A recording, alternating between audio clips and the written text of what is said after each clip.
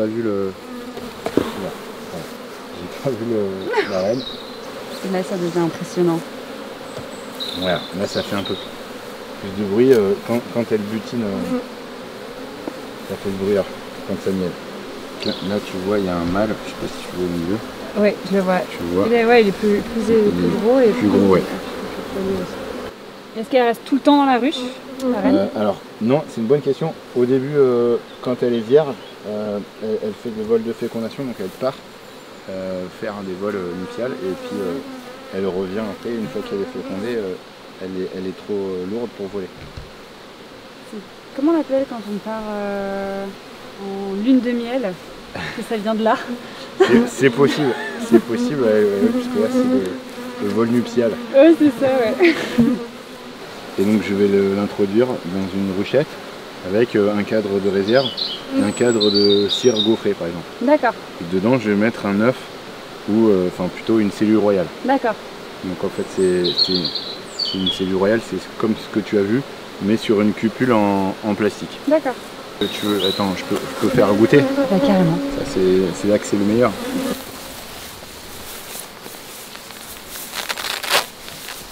Allez, un peu de courage. Tiens, regarde. Non, faut que tu l'ouvres. Bouge pas, bouge pas, ouvre ta capuche. Voilà. Oh, elle est rentrée dedans. Oh, ok, d'accord, je vais faire. Prise de contrôle. Sinon tu peux la remettre. Non, mais c'est bon, t'inquiète. Là tu peux mâcher avec la cire. Ça, En fait, j'ai peur qu'elle se prenne dans mes cheveux, qu'elle me pique. C'est juste ça, mais tu le mets dans la bouche et comme ça tu retiens un petit peu le...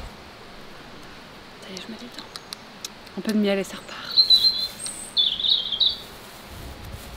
Alors il est comment? Ah, super bon. Ah, et puis là c'est un miel de ronce. Ok. La ronce c'est un des meilleurs miels. Enfin, Ouais. c'est un miel fin. Et comment tu vas reconnaître à la couleur? Alors voilà, à la couleur, à la texture, au goût.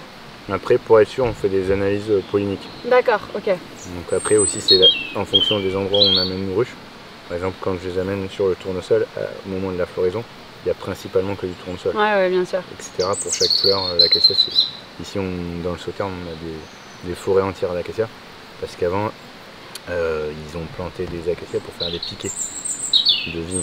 Eh ben super, et si tu veux on peut aller voir la miellerie après pour voir avec grand la plaisir. suite. Ouais. Une fois que là on a vu la première partie, ouais. Donc la production, et après il y a tout ce qui est extraction, récolte, exactement. Mise en pot, conditionnement.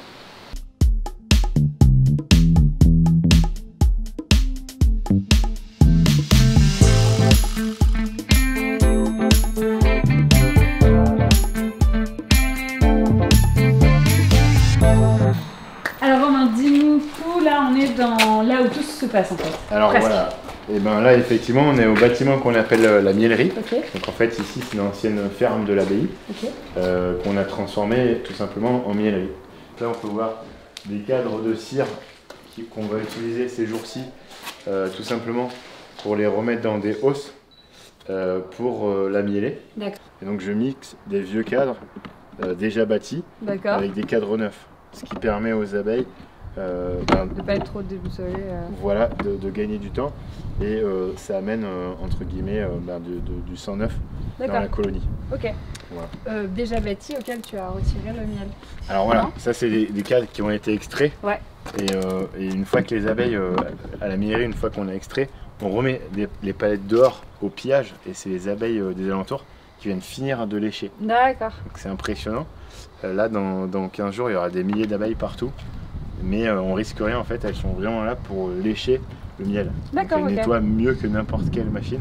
C'est voilà, c'est la meilleure machine qui existe, c'est l'abeille. Et donc ça c'est aussi de la cire, c'est ça? Et alors voilà, ce qui est fabuleux c'est que dans la ruche on récupère tout. Donc la cire d'opercule, qui est la cire qui vient fermer les opercules, voilà. Comme on a vu tout à l'heure, et qu'on verra dans la miellerie. On vient la récupérer, on la fait fondre, on l'amène chez un gaufrier. Le gaufrier vient me livrer des feuilles de ce format-là. Ah d'accord, on redécoupe carrément, comme des blocs de feuilles A4. Alors attention, ça casse comme du verre, hein, je t'en prie, vas-y vite. C'est quelque chose de très fragile. Okay. Et donc la cire, en fait, c'est vraiment la base de notre travail. Et c'est aussi par là du début à la fin. Du début à la fin, et c'est par là que se transmettent aussi les maladies, etc.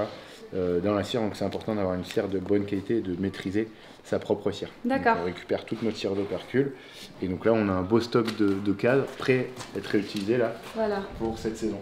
On peint à la peinture suédoise. D'accord.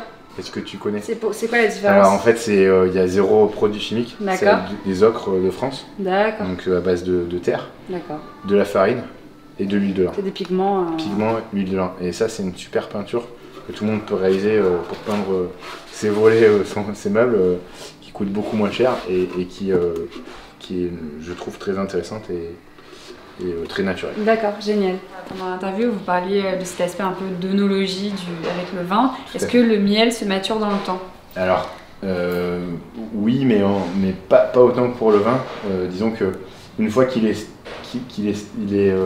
stabilisé au niveau hygrométrie, il y a un miel, il faut qu'il soit entre 17 et 18% de taux d'humidité. D'accord. Une fois qu'on a atteint ce taux, il va être stable. Et d'ailleurs, pour la petite anecdote, on a retrouvé du miel dans des pyramides égyptiennes qui apparemment étaient toujours consommables. On extrait, on amène les palettes de hausse ici. D'accord. Là, on maintient à quasiment la même température que dans une ruche. Ok.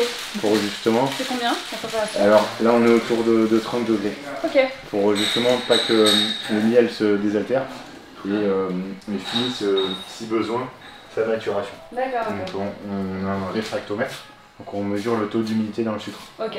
Dès qu'il est entre 17 et 18, là on se dit c'est bon, il passe à la mielerie à côté, sur la chaîne d'extraction. Donc là on a une machine, une ligne d'extraction qui nous permet d'extraire jusqu'à une tonne, voire 2 tonnes de miel par jour. Ouais. Donc là on arrive ici, on pose la hausse avec des cadres de miel, donc normalement qui sont censés être pleins, avec l'opercule ici qui est fermé. Donc on vient les mettre ici, là il y a un convoyeur. Là en fait les cadres arrivent jusque là-bas. Là ils sont poussés, ils sont rabattus vers le bas, automatiquement. Et derrière, si vous passez de l'autre côté, vous allez voir. Ouais. Il faut que tu passes de l'autre côté. Là il y a une lame vibrante là. Tu vas voir. Ouais, là-bas. Et en fait, ça c'est la même méthode qu'autrefois quand on faisait à la main. Ouais. Voilà, automatisé, avec cette lame qui est chauffée, vient désoperculer. Ok. Donc il y a une première partie. Ça permet de faire fondre un petit peu. C'est ça. En fait, ça veut dire que le cadre après il est ouvert. Il y a une première partie du miel qui va couler là. Ouais. On remet les cadres ici, ensuite on va venir les pousser à l'intérieur du bol extracteur là-bas. Manuellement. Donc là on arrive à avoir une soixantaine de cadres. Et ensuite on vient remplir à l'extracteur. Donc là ça sent encore bon le miel, si tu veux sentir c'est sympa. Alors voilà, c'est-à-dire en fonction de la viscosité. Par exemple, si c'est un acacia, si c'est un châtaignier, ils ne vont pas avoir le même cycle, parce qu'ils n'ont pas la même densité. D'accord. Ils vont tourner plus ou moins vite. D'accord. Donc là, par centre de gravité, le miel qui n'est pas tombé, qui ne s'est pas écoulé là-bas, va couler là. D'accord. Donc les deux vont se réunir, excuse-moi, dans ce bac. D'accord. Là, ici, il y a un bac de décantation. Ok. On vient filtrer le miel dans un premier temps. Il y a une pompe. Quand le niveau est plein, c'est aspiré par la pompe là-bas. D'accord. Et ça vient être filtré à nouveau une dernière fois dans le filtre à chaussettes qui est derrière.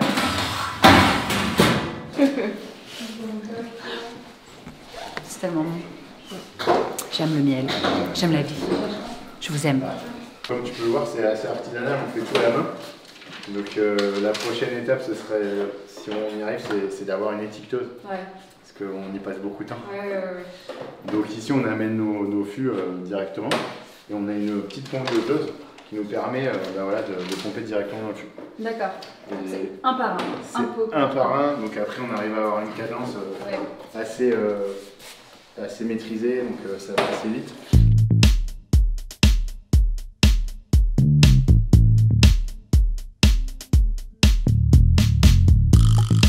Merci beaucoup. Et merci à toi d'être venu nous voir.